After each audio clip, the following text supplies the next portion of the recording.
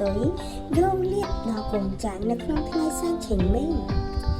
ជារៀងរាល់ឆ្នាំប្រជាជនខ្មែរដែលចង់សាស្រឡាយចិនឬក៏ប្រជាជនចិន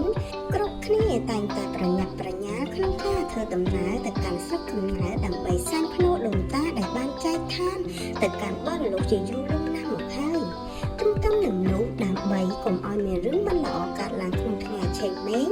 កូនចៅដែលជាប់ខ្សែស្រឡាយចិនគួរណាតែប្រើក្បួនខ្នាតឲ្យបានត្រឹមត្រូវហើយឲ្យបានច្បាស់លាស់កុំចិត្តតែធ្វើតាមគេតាមឯងប្រយ័ត្ននាំទុកនាំសោយដល់ក្នុងផ្ទះវិញខាងក្រោមនេះយើងនឹងរៀបរាប់អំពីរបៀបក្នុងការសម្អាតភ្នូរដូនតាដើម្បីយកលាភសំណាងដល់កូនចៅចំនួនក្រោយពិធីទី1នោះពេលដែលយើងទៅដល់ភ្នូរត្រូវបែងចែកកូនចៅឡើងបោចស្មៅពីលើភ្នូរចេញឲ្យបានស្អាតព្រោះភ្នូរដែលល្អគឺមិនត្រូវមានស្មៅកូនឈើដុះពីលើឬក៏នៅពីមុខនោះទេព្រោះនៅពេលដែលមានស្មៅកូនឈើឬក៏មានដើមឈើចាក់ទម្លុកទៅខាងក្នុងភ្នូរវាធ្វើឲ្យជីដូនជីតាដែលគាត់រស់នៅក្នុងនេះគឺមិនបានសុខនោះឡើយចំណុចទី2ដែលយើងត្រូវធ្វើនោះបន្ទាប់ពីបោចស្មៅចេញរួចរាល់អស់ហើយយើងត្រូវចាក់ដីបន្ថែមនៅលើភ្នូរដើម្បីឲ្យកម្ពស់ភ្នូរប៉ុនភ្នូរដំបូងដែលយើងបានរៀបចំការដែលយើងបញ្ចុះព្រោះភ្នូរនៅពេលដែលឆ្លងកាត់ក្តៅឆ្លងកាត់ទឹកភ្លៀងគឺនឹងមានការស្រុតនិងរៀបបន្តិចដូច្នោះហើយយើងត្រូវតែចាក់បន្ថែមឲ្យរាងខ្ពស់គឺប្រហាក់ប្រហែលនឹងទំហំភ្នូរដែលការដែលយើងបញ្ចុះថ្ងៃដំបូង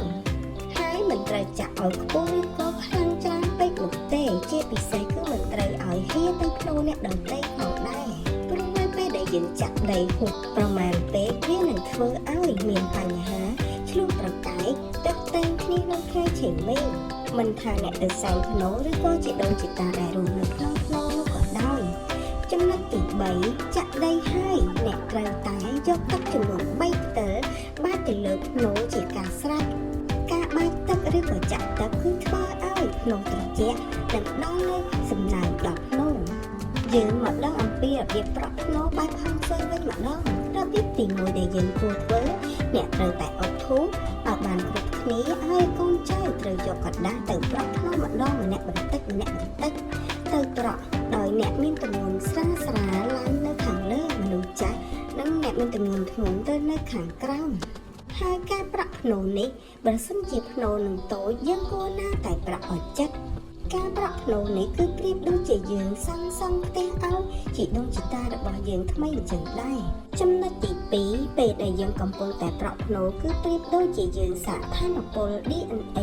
ដូនតាអញ្ចឹងដែរអញ្ចឹងប្រក់ផងគឺយើងគួរណាតែបួងសួងផងដើម្បីសុំសេចក្តីសុខពីជីដូនជីតាជាពិសេសទៅតែប្រាប់ឈ្មោះខ្លួនឯងពីព្រោះជីដូនជីតាគឺគាត់មិនអាចស្គាល់យើងអស់ទេ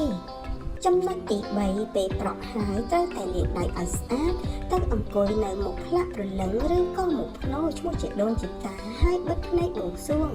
គិតអ្វីដែលអ្នកចង់បានគិតតែរឿងល្អល្អបានហើយដកដង្ហើមមួយនិយាយហើយចាំបើកភ្នែកឡើងវិញញញឹមដាក់ស្លាកឈ្មោះដូនតាហើយយកដៃទៅអង្អែលឈ្មោះដូនតាថ្នមនិងសំពះ3ដងជាការស្រេចចំណុចទី4ជាចំណុចចុងក្រោយពេលដែលកូនចៅប្រក់ភ្នូរហើយអស់ត្រូវយកទឹកមកបាចនៅលើភ្នូរបន្ថែមដើម្បីឲ្យត្រជាក់ដល់ដូនតានិងកូនចៅដែលទៅសែនឆេងមេងផងដែរនៅទីនោះចំណុចចុងក្រោយដែលយើងគួរធ្វើនៅពេលដែលទៅសែនភ្នូរយើងដាច់ខាតកុំភ្លេចរៀបចំប្រដាប់សែនដល់ទេវតាម្ចាស់ដីមុននឹងយើងដាក់សែនដល់ដូនតាតាមក្រោយព្រោះនេះជាការគោរពដល់ម្ចាស់ទឹកម្ចាស់ដីនៅទីនោះនិងព្រមទាំងសូមការអនុញ្ញាតឲ្យពួកគាត់ដើរផ្លូវឲ្យពួកយើងជាពិសេសបើយើងគោរពគេយើងមិនបំពានគេនិងផ្ដល់កិត្តិយសដល់គេគោរពដល់គេយើងនឹងរស់នៅបានសេចក្តីសុខតាមនឹងដូចគ្នាដែរ